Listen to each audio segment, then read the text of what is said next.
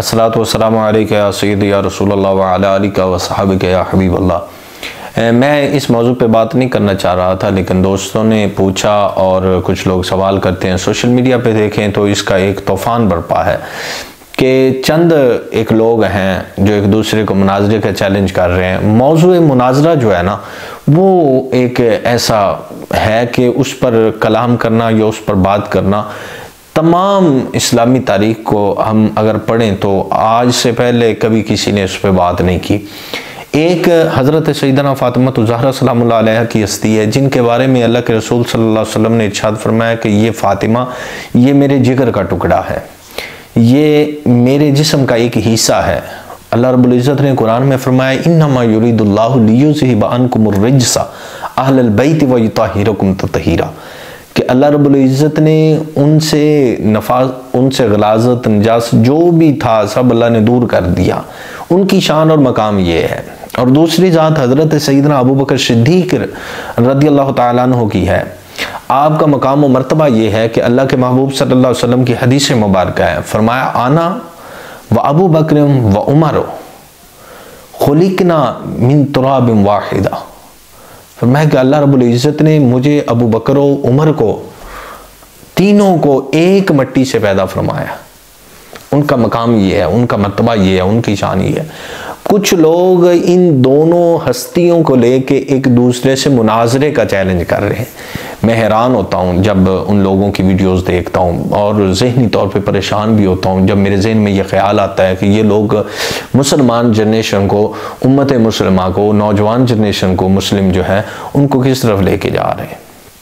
इस्लाम के बारे में क्या बता रहे हैं कि गोया एक तरफ भी कलमा पढ़ने वाले हैं, दूसरी तरफ भी कलमा पढ़ने वाले हैं। एक भी अपने आप को अहले सुन्नत वल जमात कहते हैं, दूसरे भी अपने आप को अहले सुन्नत वल जमात कहते हैं।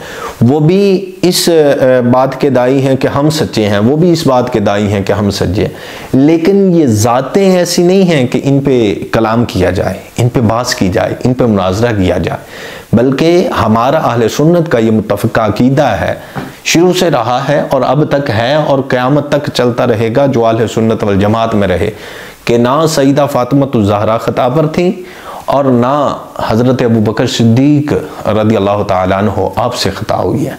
देखें, अगर हज़रत सईदना फ़ातिमा ज़हरा को ख़ता पर मानते हैं तो फिर हज़रत अबू बकर सिद्दीक़ रज़ियल्लाहु तआला अन्हु को भी ख़ता पर मानना पड़ेगा।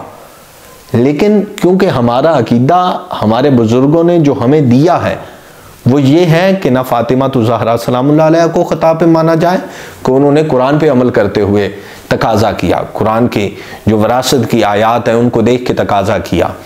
तो हज़रत अबू बकर सिद्दीक़ रज़ियल्लाहु तआला अन्हु, आपने प्यारे मुस्तफ़ा करीम सल्लल्लाहु अलैहि वसल्लम के फरमान को हदीस पर अमल करते हुए उसका इनकार कर दिया। सादा सी बात है, सिंपल सी बात है। लोगों को इस्लाम बताएं, दीन बताएं। जो मुत्तफ़िक़ा शख्सियात हैं उनके बारे में मुनाज़रे का चैलेंज ना करें। और वो तमाम, चाहे वो मुफ्ती हनीफ कुरैशी साहब हों, चाहे वो अशरफ आसिफ जलाली साहब और उनके शागिर्द हों, मैं मुफ्ती आज़म पाकिस्तान मुफ्ती मुनीबुर रहमान साहब ज़ीदा मजदूहू, आपकी खामोशी इस बात पे वो दिल को खटकती है कि क्यों ना वो इन दोनों लोगों को आपस में बिठा के कुछ समझाएं कि छोड़ दें, ये ज़ातें, ये पाक हस्तियाँ हैं, इन पे मुनाजरा नहीं करना चाहिए, इनकी अज़मत को, इनकी रिफ़त को मानना चाहिए। तो ये मेरा एक छोटा सा मशवरा है, इस पे अमल करें। अल्लाह रब्बुल इज़्ज़त हमें अमल की तौफ़ीक दे।